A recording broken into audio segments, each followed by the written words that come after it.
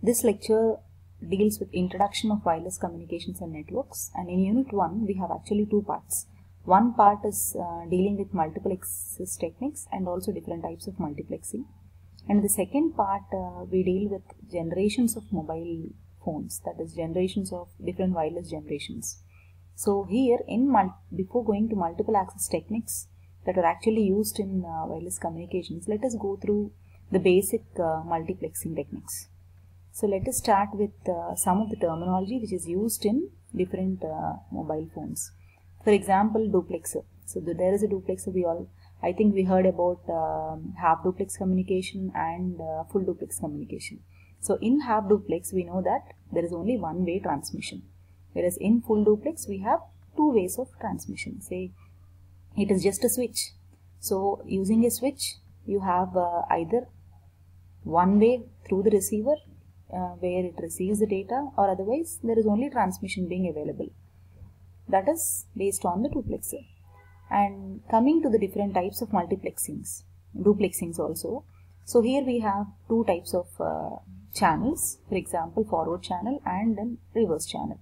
For example, in the point of view of any communication channel, we know that in a particular region to be covered by any cellular network, we will have a base station and then maybe few mobile users around it.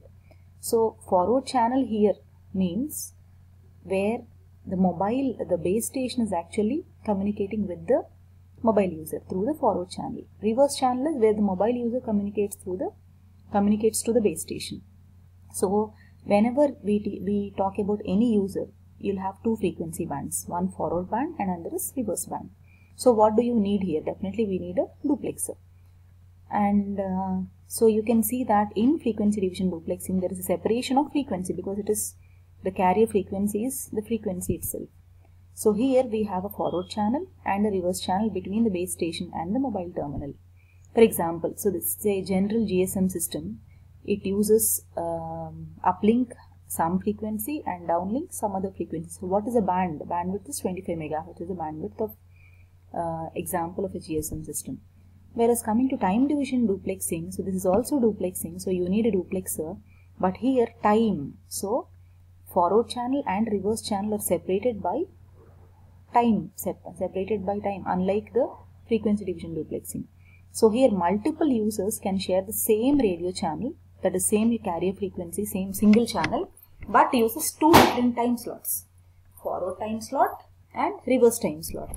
So here we don't need a duplexer because it is only a single channel based on the time slots. For example, these short range devices like cordless phones will come into this range. So let us deal with all the three multiplexings, FDM, TDM and also code division multiplexing. So what is frequency division multiplexing? Here FDM is in terms of frequency and TDM is in terms of time. So let us go through the different types of multiplexing: space, time, frequency and code. So what do you need in duplexing? So in when I speak of any communication channel, to see that there is no overlap between the successive samples or successive data in the spectrum, you need guard band. And coming to frequency division multiplexing, so frequency division means itself a channel is nothing but we have to think a channel as a frequency. So every channel will have its own IF and it will have its own bandwidth, and IF, whatever I talk about, that is carrier frequency. So your carrier frequencies are separated by sufficient guard bands. Example is cable TV or television channels. All are, say for example we have 800 channels. 800 channels means 800 different carrier frequencies.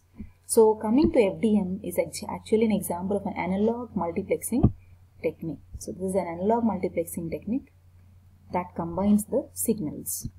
And this is an example, this is a transmitter part and the receiver part of a FDM, typical FDM system. So you can see that there are multiple messages which are modulated using different frequencies, and then using a adder you are combining all these things and framing a complete signal with different frequencies and transmit it. So this is a typical FDM signal. So how it looks like?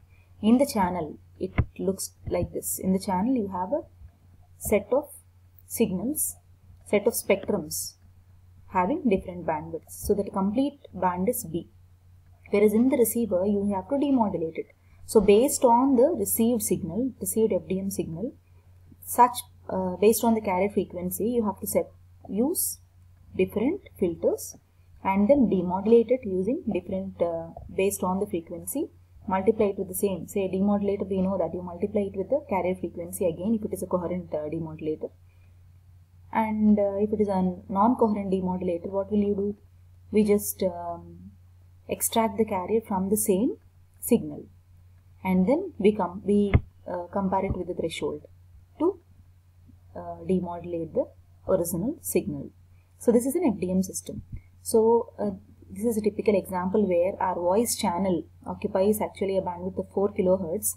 And if suppose I combine 3 voice channels into a link with a bandwidth of 12 kHz from 20 to 32 kHz, he's asking you to show the configuration without the use of guard bands. So let us see an example here. So you can see that in general also, any television, any telephone has a voice channel of 4 kHz. So if the range, in the question he gave the range as 20 to 32. So he gave the range as 20 to 32. So 20 to 32 is actually a range. Each one is actually occupying 4. So 20 to 32, it is spreaded like this, and then you can see the spectrum, and it is again demodulated using different filters, bandpass filters, and you get the demodulated signal. And coming to synchronous TDM. So synchronous TDM is nothing but you have time division multiplexing. So in time division multiplexing, we already know that it is single frequency of the channel where for each of the user, each time slot is actually allocated. So that is TDM. So TDM is actually a digital multiplexing technique. So this is a digital example of a digital multiplexing technique to combine the data. So in the digital, we already know that we have only just logic 1 and logic 0 representing the data. So in TDM system, what do you have? So you can see that the data is actually grouped in terms of frames. Each frame consists of n different time slots.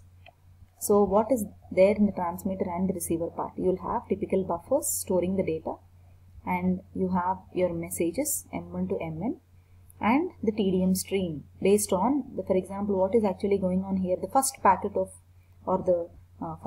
of each message will be transmitted once. Again, the second packet will be transmitted. So like that, it is actually the complete modulated TDM stream. Similarly, in the reverse operation, again you will scan and you will separate it using n number of buffers. So this is actually an example which will give you a clear point of view. So here you have 3 users applied to a multiplexer. So you have A1, C1 as a first frame, A2, B2 as a second frame, and A3, B3, C3 as the third frame.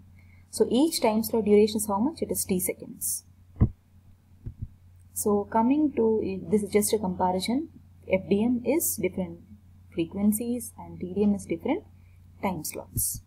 So coming to code division multiplexing. So unlike frequency and time, here we use a specific code. For example, we already heard about pseudo random noise sequence, PN sequence. So it is just a code. So generate a typical code for each user and see that all the codes are orthogonal to each other.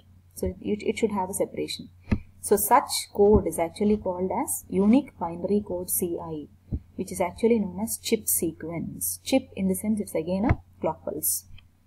And that chip sequences are selected to be orthogonal vectors. So here let us see an example. I'll show you an example. So for example, this is my data. You have a chip sequence of 1. This is actually the code, what I am calling here code. 1011, you have a data value. So these are sender A and sender B. So here what are you trying to do? How will you transmit the data using chip sequence? We'll just see here. Actually there are 3 steps. The first step is, let us transform the ones and zeros to bipolar signal 1 and -1. And let us multiply it with the data. So what do you have here? 1, 0 is 1 and -1. 1, 0, 1, 0 is the data. 1, -1, 1, -1. Similarly, convert the data of B also into bipolar. And so you have C1 V1 and also C2 V2. So multiply that and generate the code 1 minus 1.